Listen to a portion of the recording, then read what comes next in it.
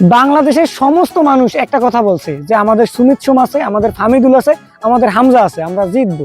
বাংলাদেশের প্লেয়াররাও এই কথা বলছে যে আমরা জিতবো, আমাদের হামজা আছে। তাই তারা না খেললে হামজার উপর ভরসা করছে। বাংলাদেশের খেলা ক্রিকেট হোক আর ফুটবল হোক, যাদের হার্টের রোগ আছে তারা দয়া করে দেখবেন। বাংলাদেশের খেলা দেখছে কারা? বাংলাদেশের খেলা দেখছে দর্শকরা এবং বাংলাদেশের প্লেয়াররা। হ্যাঁ, বি বক্সের মধ্যে বসে প্লেয়াররা বাংলাদেশের খেলা দেখছে। ওরা দেখছে সিঙ্গাপুর বল নিয়ে আসতেছে, গোলকি বল ঠেকাইছে, আবার ওরা বল মারছে, সিঙ্গাপুর গোল হয়ে গেছে। ডি বক্সের প্লেয়ারের গোল ঠেকানোর কথা ছিল, কিন্তু না, তারা খেলাটা উপভোগ করছে।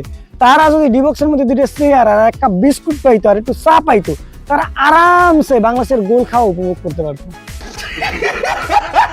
বাংলাদেশের সবাই শেষের দিকে এমন ভালো খেলছে যেন প্ল্যান্টি হইলে গোল দিতে পারতো বা কর্নার কিকের ওইটা গোল দিতে পারতো। বাংলাদেশ সবসময় শেষের দিকে ভালো খেলে, কারণ ওই যে ওস্তাদের ম্যাচ শেষ চাইতে।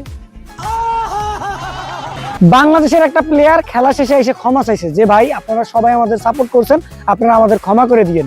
জাস্ট এই একটা সিন যদি বাংলাদেশ ক্রিকেটে কেউ একটু ভাবতো যে বাংলাদেশের কোনো একটা ক্রিকেটার এসে ক্ষমা চাইছে, এটা যে কল্পনা করতো তারেও পিছিয়ে দিবি দিবি।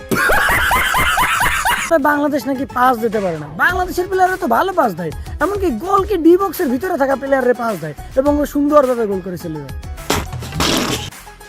বাংলাদেশের ফুটবল টিমের প্লেয়ার স্পন্সর পায় না, অনেক অভাবের মাধ্যমে এতদিন খেলছে, খেলাগুলা ভালো হয়েছে। যেই বাংলাদেশ স্পন্সর পাইছে, কতগুলা খাউয়াল কুত্তা কুফা লোক এমন ভাবে বাংলাদেশ ফুটবল রিপ্রেজেন্ট করছে, মনে হইতেছে মেসি আর্জেন্টিনার তারা চিনেই না। আর এই ওভার কনফিডেন্সের কারণে বাংলাদেশ হারছে। তবে যে যাই বলেন, বাংলাদেশ হারুক আর জিতুক ভালো খেলছে, এই কথাটা আপনার স্বীকার করতে হইবেই। कैसा लगा मेरा मजाक?